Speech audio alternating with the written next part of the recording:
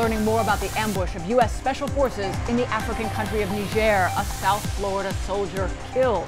4 U.S. Special Operations soldiers in all were killed in action, along with 1 Nigerian soldier. And Local 10's D.C. Bureau Chief Ross Palumbo joins us live now from the White House with some stunning new details just coming in. Ross. Well, Lori and Calvin, a very emotional General John Kelly, the Chief of Staff, surprising us all by coming before cameras and speaking just minutes ago about the death of his son in combat in Afghanistan back in 2010. He recounted how he talked about his son with the president, and he told us this story to explain how he counseled the president on how to make these phone calls to the families of fallen soldiers. In just a moment, you're going to hear what he told the president, and you'll hear how that's similar to what the president said to the family of David Johnson. You'll also hear some emotional outrage from the general that Representative Frederica Wilson was even listening to any part of this sacred call. He was doing exactly what he wanted to do when he was killed. He knew what he was getting into by joining that 1%. He knew what the possibilities were because we're at war. And when he died, in the 4 cases we're talking about, Niger, my son's case in Afghanistan, when he died, he was surrounded by the best men on this earth, his friends. That's what the president tried to say to 4 families the other day. It stuns me that a member of Congress would have listened in on that conversation. Absolutely stuns me. And I thought at least that was sacred. Well, we are also at this hour getting more information from the Defense Secretary James Mattis. He just briefed the media a little while ago about the situation in Niger and why those 4 soldiers were there in the first place. Take a listen.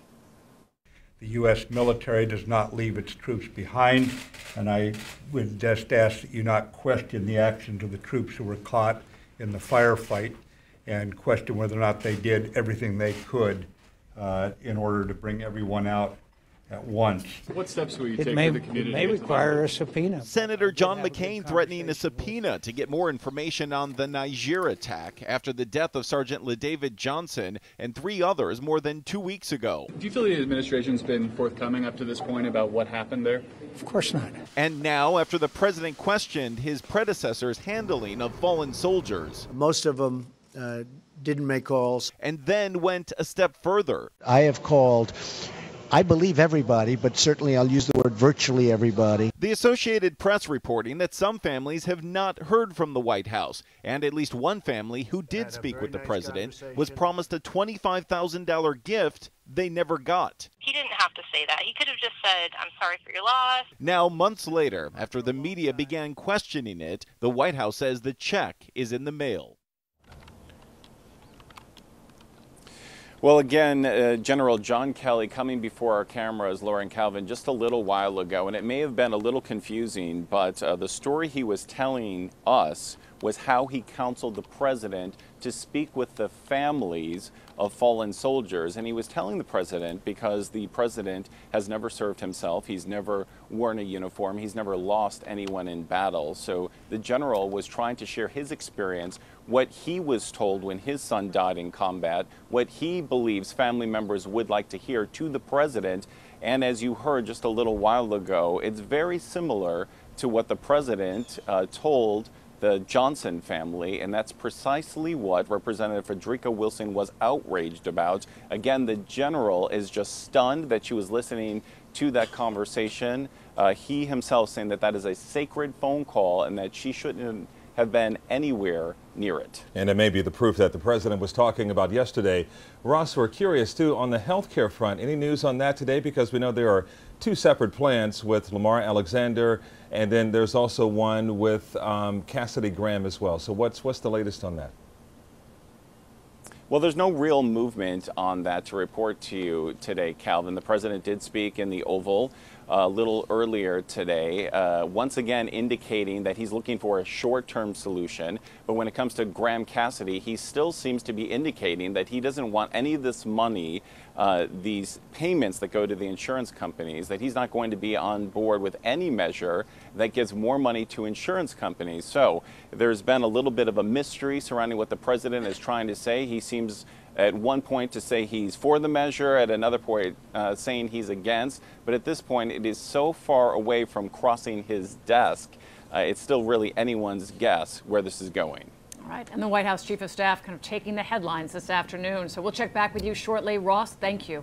And as you heard from the White House here, Chief of Staff John Kelly, he is not happy with Congresswoman Frederica Wilson, who says she overheard the president's phone call to the widow of LaDavid Johnson. Local 10 senior political reporter Michael Putney spoke with a congresswoman today. He joins us live. Michael, how is she reacting?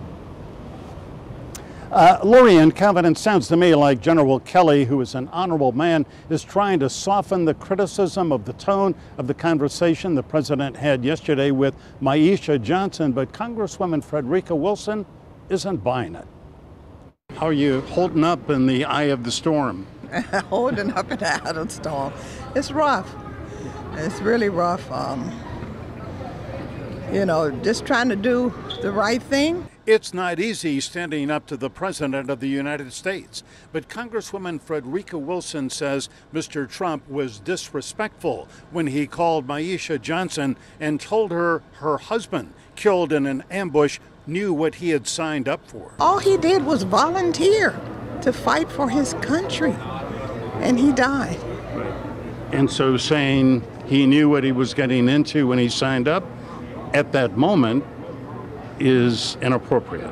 Extremely inappropriate. The president fired back at Wilson, accusing her of fabricating the story and saying that his conversation with Maisha Johnson was respectful. I had a very nice conversation with the woman, with the wife, who sounded like a lovely woman, did not say what the congresswoman said. I've gotten some threats from white nationalists who have said nothing specific, just we're going to get you.